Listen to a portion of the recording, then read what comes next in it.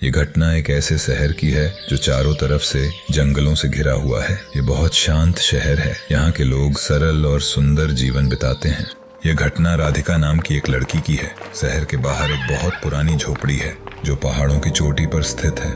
इस शहर के लोग इस झोपड़ी में जाने से बहुत खौफ खाते हैं। इसे मौत का घर कहते हैं। इस झोपड़ी से डरावनी डरावनी आवाजें सुनाई पड़ती हैं। लोग इस घर के आसपास भी जाना पसंद नहीं करते क्योंकि यहाँ बरसों से कोई नहीं रहता, मगर अक्सर इस घर के चिमनी से धुआं निकलता हुआ दिखाई पड़ता है। पुलिस अक्सर इस घर को जांच करने के लिए आती है, मगर उन्हें कुछ नहीं मिलता। वे हर बार ऐसे ही लौट जाते हैं। कई बार पुलिस ने इस घर का जांच किया और हर बार वो निराश होकर लौट गए। आखिर में पुलिस ने यहाँ जांच करना बंद कर दिया। ये झोपड़ी पूरी तरह से वीरान पड़ गई। यहाँ के लोग मानने लगे कि इस झोपड़ी में भूतों का निवास है। यह झोपड़ी राधिका के घर से केवल 10 मिनट की पैदल दूरी पर है। हालांकि ये पेड़ों से घिरा हुआ है, मगर राधिका अक्सर इसे अपने खिड़की के माध्यम से देखती रहती है क्योंकि राधिका इस झोपड़ी के सबसे करीब है। इसलिए अक्सर राधिका के दोस्त राधिका से पूछते हैं, क्या तुमने कभी भूतों को देखा है? क्या तुम कभी वहां गई हो? राधिका अक्सर नहीं में जवाब देती है और बातों को बदल देती है। मगर एक दिन राधिका के 2 दोस्त उसके घर पे रात बिताने के लिए आए। जैसे ही तीनों में बातचीत छिड़ी, वे तीनों उसी भूतिया झोपड़ी के बारे में बातें करना शुरू कर दिया। धीरे धीरे उनकी बातें बहस में बदल गईं। राधिका की दोस्त शीला राधिका को चुनौती दे देती है। राधिका बहुत गुस्सैल लड़की है, इसलिए वो इस चुनौती को पूरा करने का ठान लेती है। मगर राधिका कहती है वो इस चुनौती को तभी पूरा करेगी जब उसके दोनों दोस्त उसके साथ झोपड़ी में जाने के लिए तैयार होंगे। शीला और मीरा बहुत डरपोक हैं, लेकिन चुनौती के कारण वे भी एक साथ उस भूतिया झोपड़ी में जाने के लिए तैयार हो जाती हैं। तीनों मिलकर आधी रात को घर से बाहर जाने के लिए अच्छे से प्लानिंग करते हैं। राधिका और उसके दोनों दोस्त इस रोमांचक सफर में जाने के लिए बहुत खुश थे। इन्हें लग रहा था वो बहुत बहादुर है, उनके लिए ये बहुत दिलचस्प चीज होगी। राधिका और उसके दोस्त को इस भूतिया झोपड़ी के बारे में कुछ भी पता नहीं है और न ही उस झोपड़ी में मंडरा रहे खतरे का उन्हें एहसास था। राधिका और उसके दोस्तों को बस भूतों को अपनी आंखों से देखने की जिज्ञासा थी। राधिका और उसके दोनों दोस्त चुपचाप खिड़की से बाहर चले गए। इन तीनों ने अपने जूतों को दरवाजे पे ही छोड़ दिया ताकि उनके माता पिता को कुछ भी पता न चले। राधिका अपने दोस्तों के साथ चुपचाप जंगल की तरफ बढ़ने लगी। जैसे जैसे वो जंगल की तरफ बढ़ रहे थे, उन्हें अजीब अजीब सी आवाजें सुनाई दे रही थी। वे तीनों डरे हुए थे, मगर कोई भी चुनौती को वापस लेने के लिए तैयार नहीं था। चारों तरफ अंधेरा ही अंधेरा था। रात में जंगल का माहौल वास्तव में बहुत डरावना था। कुछ दूर चलने के बाद ही वो उस झोपड़ी के बरामदे में पहुंच जाते हैं। बरामदे की खिड़की से वे घर के अंदर झांकते हैं। उन्हें कुछ भी नजर नहीं आता, बस अंदर उन्हें चारों तरफ अंधेरा ही अंधेरा दिखाई पड़ता है। राधिका को ऐसा लगता है जैसे अंदर कोई भी नहीं है, इसलिए वे घर के अंदर जाने का फैसला करते हैं। राधिका जैसे ही मेन गेट का दरवाजा खोलती है, वे तीनों हैरत में पड़ जाते हैं क्योंकि पूरा घर रोशनी से भरी हुई थी। राधिका बहुत डर जाती है, मगर फिर भी वो अपने घर लौटने के बजाय इसी झोपड़ी में भूतों को ढूंढने का फैसला करती है। तीनों डरते हुए आगे बढ़ते हैं। राधिका और उसके दोनों दोस्त चलते चलते उस झोपड़ी के हॉल में पहुंच जाते हैं।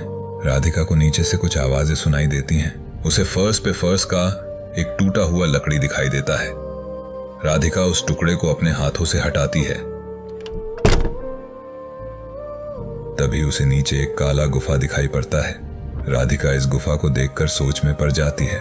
तभी अचानक से उस गुफे से एक भयानक हाथ बाहर आया और राधिका के पैरों को पकड़कर अंदर खींचने लगा। राधिका के दोनों दोस्त जल्दी से दौड़ी और राधिका की बाह पकड़कर बाहर खींचने लगी। राधिका को ऐसा एहसास हो रहा था कि जो चीज उसे अंदर खींच रही है वह बहुत शक्तिशाली और भयानक है। तभी अचानक राधिका को ऐसा लगा जैसे किसी ने बहुत जोर से उसके पैरों को दांतों से काटा हो। राधिका बहुत डरी हुई थी। वो अपने आप को बाहर निकालने की पूरी कोशिश कर रही थी, मगर बहुत से दांत अचानक उसके पैरों को चबाने लगा। बहुत कोशिश करने पर वो अपने आप को बाहर निकालने में सफल हो सकी। गुफा से निकलने के बाद राधिका और उसके दोनों दोस्त बाहर खड़े होकर गुफा में देखने का प्रयास कर रहे थे। ये गुफा बहुत बड़ी है। इसमें अनगिनत राक्षस भरे हुए हैं। उन राक्षस में स्त्री और पुरुष के साथ कुछ बच्चे भी हैं। वे सभी राक्षस भयानक नजरों से इन तीनों को देख रहे थे। राधिका और उसके दोनों दोस्तों को वो देखकर मुस्कुरा रहे थे। ऐसा लग रहा था जैसे ये तीनों उनके नजरों में एक स्वादिष्ट खाना हो। वे अपनी जुबान भी चाट रहे थे। तभी अचानक बहुत सारा हाथ एक साथ बाहर आया और इन तीनों के पैरों को पकड़कर अंदर खींचने लगा। राधिका और उसके दोनों दोस्त डर के मारे चिल्लाने लगे, अपने आप को इन राक्षसों से छुड़ाने की कोशिश करने लगे।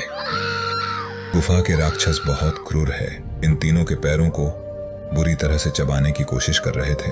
तभी राधिका के दोस्त शीला को एक राक्षस ने बुरी तरीके से पकड़ लिया और उसके पैरों को अपने मुंह में चबाने की कोशिश करने लगा। शीला बहुत डर गई। डर के मारे उसने फर्श का एक टुकड़ा उठाया और उन राक्षसों को पीटना शुरू कर दिया। तभी राधिका ने भी एक लकड़ी का बोर्ड उठाया और राक्षसों को पागलों की तरह पीटना शुरू कर दिया। बहुत देर कोशिश करने के बाद राधिका और उसके दोनों दोस्त राक्षसों से खुद को छुड़ा पाए। जब राक्षसों ने फिर से इन तीनों को पकड़ने के लिए अपना हाथ बढ़ाया, तभी राधिका और उसके दोनों दोस्त पागलों की तरह भागने लगे। वे बहुत डरे हुए थे।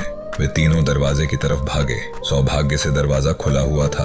राधिका अपने दोस्तों के साथ इस झोपड़ी से निकलकर अपने घर की तरफ भागने लगे। जब वो इस झोपड़ी से निकलकर भाग रहे थे, तब किसी ने भी मुड़कर पीछे नहीं देखा। इन तीनों को बस अब जल्दी से जल्दी अपने घर पहुंचना था। राधिका अपने घर के जिस खिड़की से निकलकर बाहर आई थी, वो अभी भी खुला हुआ था। तीनों एक एक करके अंदर गए और तुरंत खिड़की को बंद कर लिया। इस भयानक घटना को राधिका और उसके दोनों दोस्त कभी नहीं भूल सके। वे इन राक्षसों के बारे में या उनके साथ घटी इतनी भयानक घटना के बारे में कभी भी किसी को नहीं बताया। बस वे प्रार्थना कर रहे थे कि अब कोई उस भूतिया झोपड़ी में न जाए, क्योंकि हो सकता है ये जिंदा लौट आए, मगर दूसरे इतने खुशनसीब न हो। कुछ समय बाद राधिका की फैमिली इस शहर को छोड़कर दूसरे शहर में शिफ्ट हो गए। मगर क्या इस रहस्यमयी झोपड़ी की कहानी यहीं पे खत्म हो गई?